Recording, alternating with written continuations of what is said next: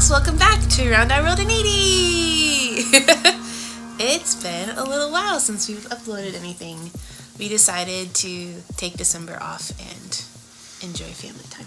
Mm-hmm. So we're going to do like a life update video, but it's going to be recapping like a couple of months because we're jumping into Israel trip reports before we forget what we did.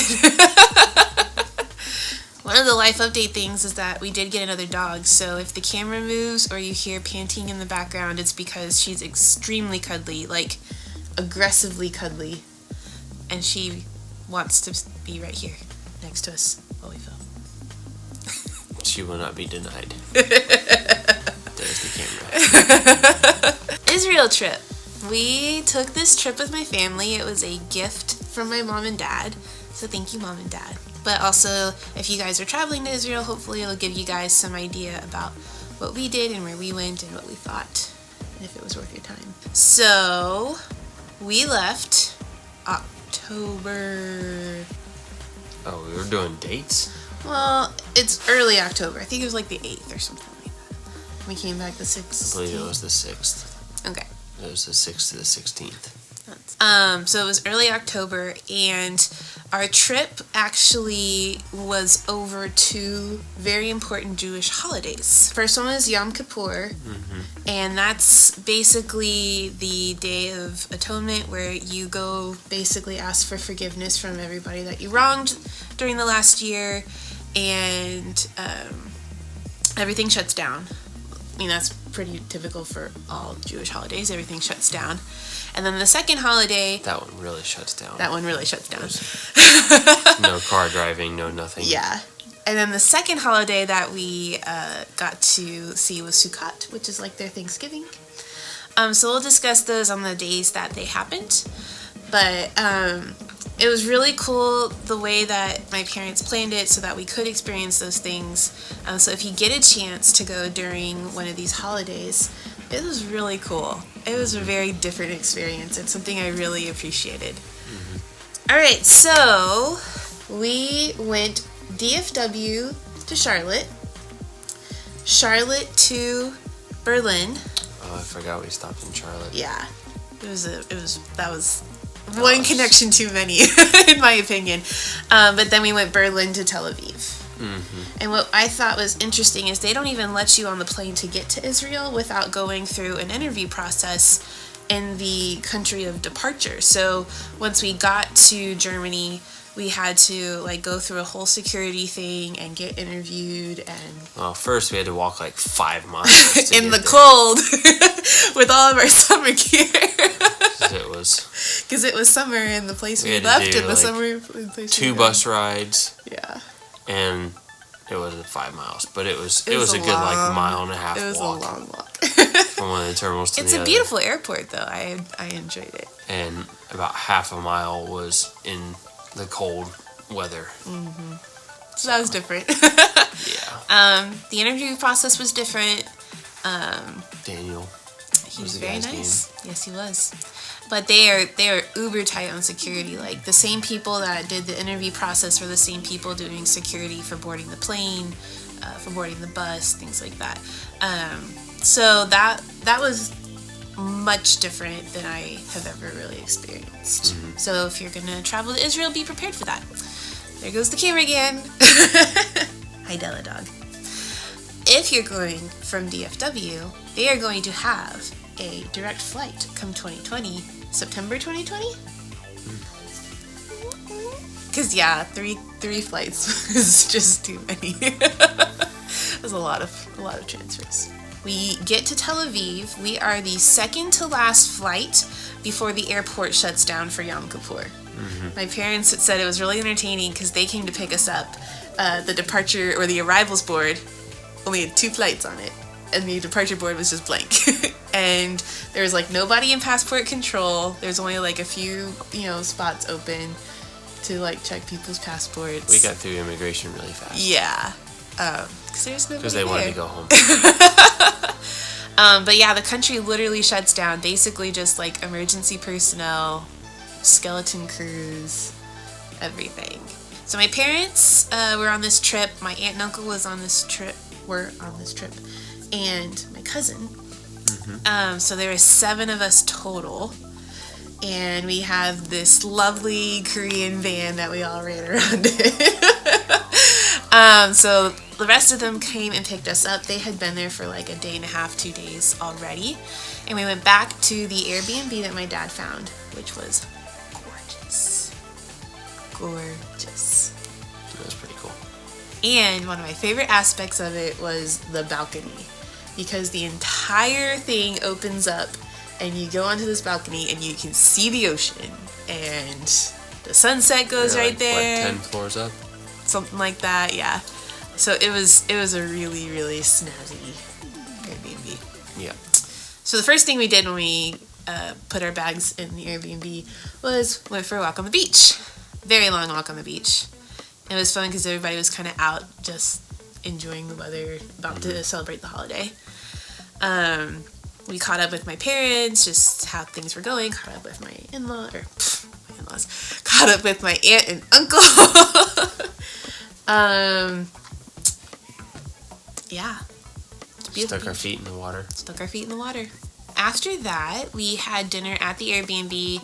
They had run and got groceries earlier, so we had burgers that night.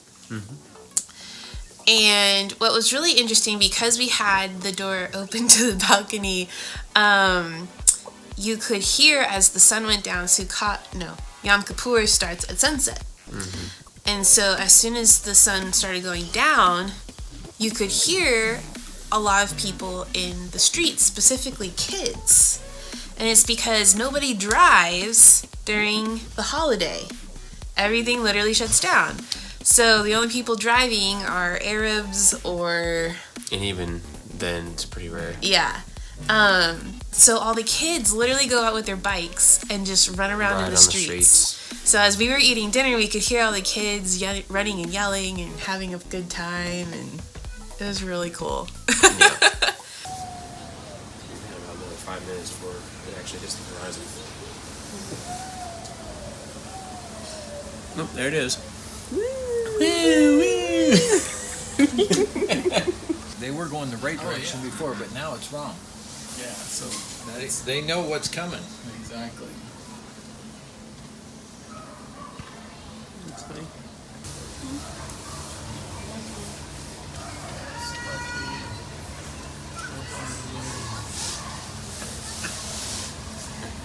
So that night we hung out on the balcony and just talked. We sacked out pretty early because we had been up for 30-something hours. When we woke up the next day, that was our bike ride day.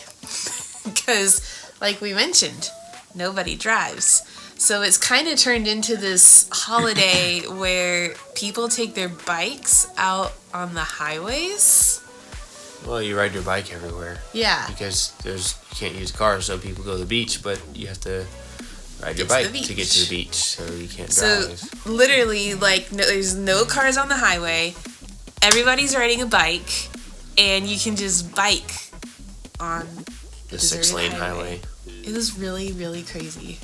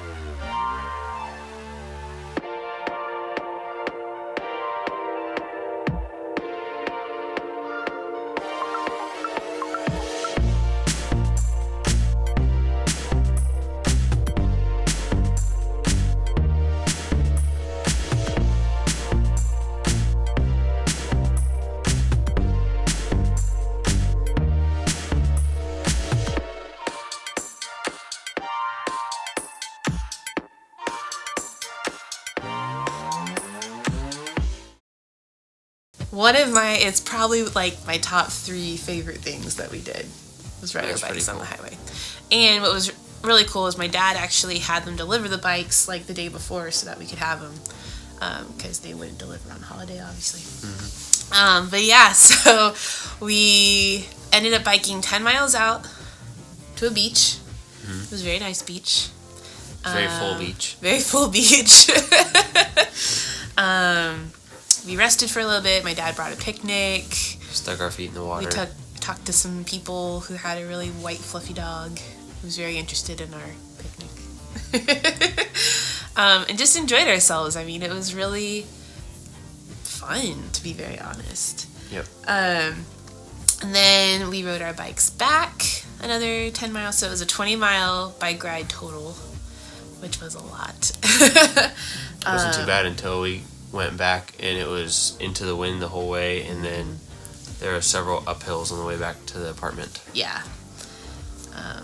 But what was really interesting to me is like all the kids are out just riding their bikes. There's like groups of 20 kids just like all together. I'm assuming they're all part of like the same family, just running around on their bikes together. Or a school group. Yeah. And then there's like past kids like just sitting in the middle of the highway chatting. Yep. That was cool, apparently. So definitely a cultural experience, something you're probably never going to get to do anywhere else. After we got back, we went back to the ocean. Lots of ocean happening in this little stretch of the vacation. And we sat in the tide pools. Well, I sat in the tide pools, and y'all went out in the actual ocean for a little bit. Splashed around. It was really nice because basically the water wasn't super cold, but it was cold enough to like feel refreshing after a really long bike ride. Mm-hmm. Then we took showers, and my parents had been to a restaurant. Well, hold on. We sat in the tide pools, and then when the rest of the family went back to the hotel or to the apartment, we went and found a geocache. We did go find a geocache. Because we had to check the nerd box. Yes. So there was a like natural reserve right next to where we were staying. And apparently this particular flower blooms there like once a year. It's very popular. So somebody put a geocache in that reserve, and we found it. Mm-hmm. It was very pretty. Lots of sand. It was very hard to walk. Lots of sand. But we found it, we got back, then we took showers, and then my parents had been to this particular restaurant, and they said it was very good, but what the hard thing was, because it was a holiday, it ended again at sunset, so we didn't know if some restaurants were going to open at sunset, or if they were just going to open the next day. Well, Google said they were going to open after sunset at like 7 o'clock or something like that. So we go there, and there's a huge language barrier because nobody speaks Hebrew. And we're under the impression they're like, oh, it's just gonna be 5 minutes. We're like, okay, we'll wait 5 minutes. So 30 minutes later, they tell us like, oh, we're actually opening at 8. And we're like, well, we've already sat here and waited, so we'll wait until 8. So it was 7:15 at the time. That's true. So we played Heads Up on my phone, which was really entertaining. We got really into it, so I'm sure everybody thought the Crazy Americans playing the phone game were really entertaining. Mm-hmm. And this is Disney Parks? Yes. Okay. It's Incredibles baby. Jack. Yes. It's the bow and arrow. Merida. Yes. It's your favorite ride in Disneyland roller coaster. We're way up over. No. Yes. Soarin? Yes, over. Where? What state? Soarin over California. There you go. Okay. It's You're the really good at shortcut scheduling line. these, so you don't have to stand in The line. shortcut line. FastPass? Yeah. What kind of? Yes. Oh, It's good okay. enough. At Boom, the end of the boom, day, bang, bang. Fireworks. Yes. There you go. It's the pig in Toy Story. Pig in, yes. Mr. Ham. Yes. I have no idea. Princess and the Frog. Tiana. No, the Naveen. guy. Naveen. What's Prince his title? Naveen. Yes. Good. All right, another Toy Story Gotta leave carrier, Bob Alley. and he's really long. And go Slinky back. Dog. Yes. There you go. And We look this for these is all where over you Disney find World. them. And Mickey's. Yep. Yes. Oh. Like I said, we kind of matched All right. everyone. She's gonna. And then one of the waitresses that actually spoke English At about 8:15. at about 8:15 actually told us they're not doing food, they're only doing drinks. So then we have to walk back to the hotel, actually get in our car, and she recommended a burger place, BBB Burger. BB Burger. BB Burger. BB Burger. That one. Which was good. Sounds like a silly song with Larry. A little bit. But they did have some gluten-free burgers, including the buns, the burger bun thing. It was very good. Let's touch on that for a second. Gluten-free in Israel was actually much easier than I expected. And Everything I is made with downloaded, chickpeas. yes, and I downloaded a little card from a fellow blogger. She's done a whole bunch of international travel as a celiac, but she's basically wrote a card explaining what celiac disease is, like what we can and cannot eat, some things that are a little bit weird when it comes to ingredients, and she translated it. I think the last I looked it was over 20 different languages. And so I downloaded the card and I printed them out to fit in my wallet and I laminated them and I made several copies just in case I got one lost. And so it was really nice. The ingredients and the food is just really fresh, so it doesn't have a lot of the crap in food that we have today, or in America.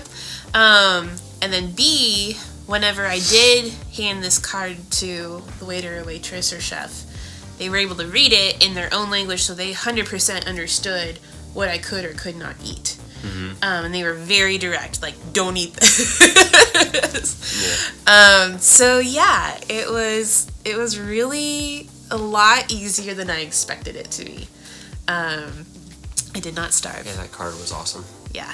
And apparently, true falafel does not have wheat in it. So, there's that. According to one of our guides. Yeah. Last thoughts about day 1/2. Travel was rough. Travel was rough. Bike ride was fun. I agree. Beach was cold I still liked it. and refreshing. Yeah.